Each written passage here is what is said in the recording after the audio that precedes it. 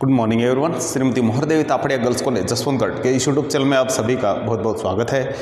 हम बात कर रहे हैं ग्रेशम के नियम के अपवाद की। लास्ट वीडियो में आपने ग्रेशम के नियम के बारे में जाना और ग्रेशम का नियम क्यों लागू होता है इसके बारे में जाना, ग्रेशम कौन थे इसके बारे में भी जाना था। अब हम बात करेंगे उसके अपवाद की। ग्रेशम का नियम ये कहता है कि पुरानी मुद्रा है या जो खराब मुद्रा है वो अच्छी मुद्रा को चलन से बाहर कर देती है, लेकिन अपवाद का मतलब ये हो गया कि उसके विपरीत स्थिति बिल्कुल, कि पुरानी मुद्रा नई मुद्रा को चलन से बाहर नहीं कर सकती है। तो वो कौन कौन से कारण होते हैं, जो ऐसे कौन कौन से अपवाद है जिसकी वजह से नई मुद्रा को पुरानी मुद्रा चलन से बाहर नहीं कर पाए। तो बात करते हैं आज इसके अपवाद की। तो सबसे पहले बात आ रही है वो है निकृष्ट मुद्रा की अपर्याप्त पूर्ति हो। थोड़ा सा आप इसको समझ लीजिए कि अच्छी मुद्रा और बुरी मुद्रा कौन सी होती है।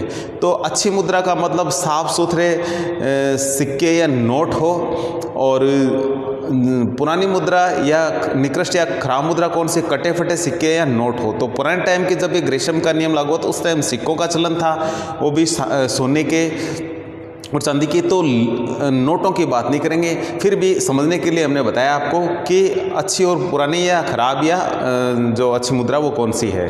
तो निकृष्ट मुद्रा की अपर्याप्त पूर्ति हो, यानी कहने का मतलब जो घटिया या खराब जो मुद्रा है वो कम हो और ज़्यादा चलन में कौन सी आ जाए, अच्छी मुद्रा ज़्यादा चलन में आ जाए। बात करें कि देश में, किसी देश में टोटल 100% यदि मुद्रा की बात करें तो 30% खराब मुद्रा और 70% है जो अच्छी मुद्रा चलन में आ जाए। तो उस कंडीशन में आप देख सकते हैं कि ज़्यादा मुद्रा ये है, तो इसलिए ज़्यादा है जो, तो आपको मार्केट में या समाज में किस प्रकार की, आपको दोनों प्रकार की मुद्राएं हैं जो देखने को मिलेगी। ज़्यादा आपको इसका प्रारूप नहीं देखने मिला खराब मुद्रा का, आपको अच्छी मुद्रा का है जो ज़्यादा चलन देखने को भी मिल सकता है, या दोनों मुद्राएं अच्छे से दोनों चलन में देखने को मिलेगी। दूसरी बात है मुद्रा की मांग पूर्ति से अधिक हो। यदि मुद्रा की मांग ही पूर्ति तो हो रही हो कम, और मुद्रा की मांग है वो है अधिक, तो उस कंडीशन में लोग क्या करेंगे, खराब नई जो भी मुद्रा होगी उसी को यूज़ में लेंगे। ठीक है, नई वाली को भी यूज़ में लेंगे, खराब को लेंगे, साथ में नई का भी प्रयोग होगा। तो ये भी एक कारण है कि मांग तो हो अधिक और पूर्ति क्या हो, उसकी कम हो। तो उस कंडीशन में दोनों ही प्रकार की जो मुद्रा है उनका जो चलन है वो बराबर समान रूप से देखने को हमें मिलता है। नेक्स्ट तीसरा इसका अपवाद कारण वो खराब मुद्रा स्वीकार करने योग्य नहीं हो। हम देखते हैं कि कई बार हम मार्केट में जाते हैं, हमारे पास यदि कोई नोट यदि कटा फटा हो, ठीक है, तो हम दुकानदार को देते हैं तो वो लेता नहीं। क्यों नहीं लेता है? क्योंकि वो स्वीकार करने लायक नहीं है, क्योंकि वो आगे किसी को देगा या बैंक में जाके देगा तो जल्दी से स्वीकार नहीं करेंगे, या मार्केट में किसी अन्य व्यक्ति को देगा तो वो स्वीकार नहीं करता है। बैंक में तो नोट बदले भी जाते हैं, ठीक है, तो अन्य किसी व्यक्ति को वो देता है तो स्वीकार नहीं करे। तो ऐसी यदि मुद्रा हो, ठीक है, तो उस टाइम यदि ऐसी कोई मुद्रा थी, या हम आज की स्थिति में मान लेते हैं, तो ऐसी यदि कोई मुद्रा हो तो उसको यदि कोई स्वीकार करने लायक ही नहीं हो, तो उस कंडीशन में फिर क्या है, लोग उसको तो जो खराब मुद्रा उसको तो रखेंगे घर पे, और नई मुद्रा उसको यूज़ में लेंगे, तो मार्केट में फिर वो चलन में आ जाएगी नई मुद्रा। तो इस तरीके से यदि खराब मुद्रा स्वीकार करने योग्य नहीं हो तो फिर नई मुद्रा का ज़्यादा से ज़्यादा प्रयोग किया जाता है। इसके बाद में बात करी जाए हमारे नेक्स्ट पॉइंट की, तो वो है अंतर्राष्ट्रीय स्तर पर द्विधातुमान अपना लिया जाए। यदि अंतर्राष्ट्रीय स्तर पे केवल एक ही धातुमान नहीं हो, यदि एक धातुमान होता है, सपोज करिए स्वर्णमान ही ऐसा मान है जो अंतर्राष्ट्रीय स्तर पे लेन देन के रूप में काम में लिया जा रहा है, लेकिन उसके साथ साथ यदि रजत यानी जो चांदी के सिक्के उनको भी इसमें शामिल कर लिया जाता है, तो उस कंडीशन में सोने के सिक्कों का लेन देन कम हो जाएगा और चांदी का ज़्यादा हो जाएगा। तो जो सोने के सिक्के नए हैं वो किसी देश विशेष में ही रहेंगे, और उस देश में है जो उसके जो नए सिक्के हैं उनका भी चलन अच्छे से बराबर चलता रहेगा। तो ये और है कि यदि अंतर्राष्ट्रीय स्तर पे द्विधातुमान यानी दोनों प्रकार की धातुओं का बराबर लेन देन चल रहा है, तो फिर किसी एक धातु की जो किसी देश में कमी नहीं होगी। तो ये भी एक इसका कारण है कि दोनों ही प्रकार की मुद्राएं फिर आपको बाजार में चलन में देखने को मिलेगी। बात करें हम इसके नेक्स्ट पॉइंट की, तो वो है कि भिन्न भिन्न कार्य क्षेत्र और उद्देश्य हो। यदि किसी विशेष मुद्रा, जैसे सोने की मुद्रा है तो इसको इस काम में लिया जाएगा, और यदि चांदी की मुद्रा है तो इसको इस काम में लिया जाएगा। तो उस कंडीशन में है जो मुद्रा का है, जो नई मुद्रा है उसका भी प्रयोग बराबर यूज में ली जाएगी, बराबर प्रयोग होगा उसका। और यदि इस तरीके की स्थिति नहीं होती है तो फिर ज़्यादा से ज़्यादा लोग क्या है, फिर पुराने सिक्के उनको भी काम में लेने लगते हैं। तो यदि मुद्रा का यदि अलग अलग कार्य क्षेत्र बांट दिया जाए कि इस कार्य क्षेत्र में ये मुद्रा ली जाएगी, इस कार्य क्षेत्र में ये ली जाएगी, इसके अलावा यही कह दिया जाए कि इन कामों के लिए विशेष रूप से नई मुद्रा का ही आप प्रयोग करोगे, कटे फटे पुराने जो नोट सिक्के वो उनका प्रयोग नहीं करना है, तो उस कंडीशन में क्या होगा, फिर नई मुद्रा को प्रयोग में लिया जाएगा और नई मुद्रा बिल्कुल अच्छे से चलेगी, अच्छे से चलन में देखने को मिलेगी। तो ये भी एक इसका अपवाद है।